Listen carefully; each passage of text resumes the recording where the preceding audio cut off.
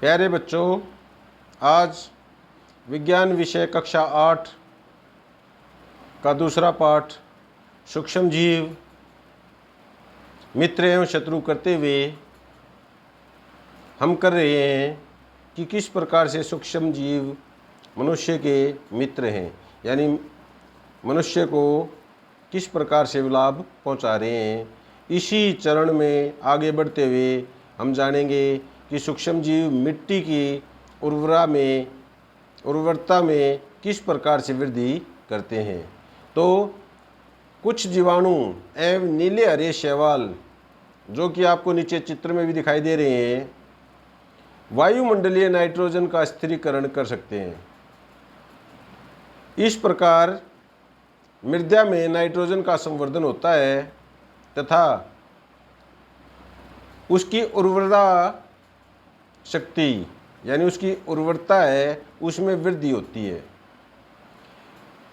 और इसी कारण जीवाणुओं को और नीले हरे शैवालों को जैविक नाइट्रोजन स्थिरीकारक कहते हैं।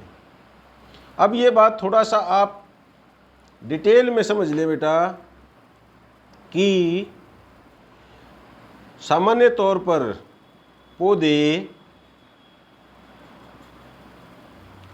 वायुमंडल में पाए जाने वाली नाइट्रोजन गैस को सीधे प्रयोग में नहीं ला सकते,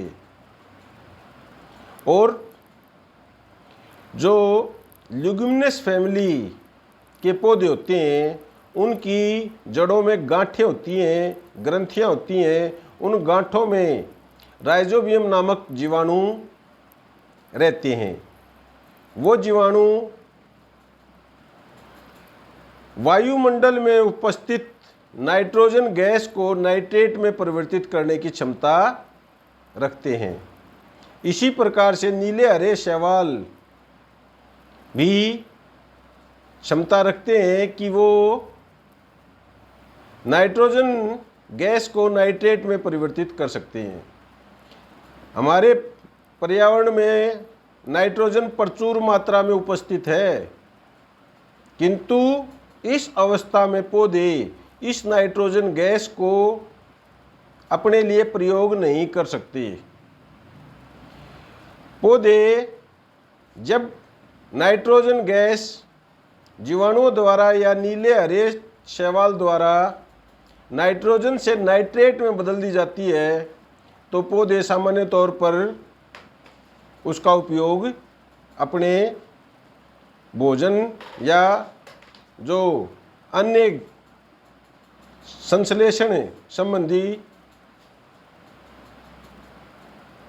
उपयोग ला पाते हैं। तो इसी वजह से इनको नाइट्रोजन जैविक नाइट्रोजन स्थिरीकारक कहा जाता है। किसको? जीवाणु बैक्टीरिया को और नीले हरे शैवाल को। आज के लिए इतना ही। अगले जो वीडियो है उसमें हम पढ़ेंगे कि किस प्रकार से सूक्ष्म जीव पर्यावरण का शुद्धिकरण करते हैं।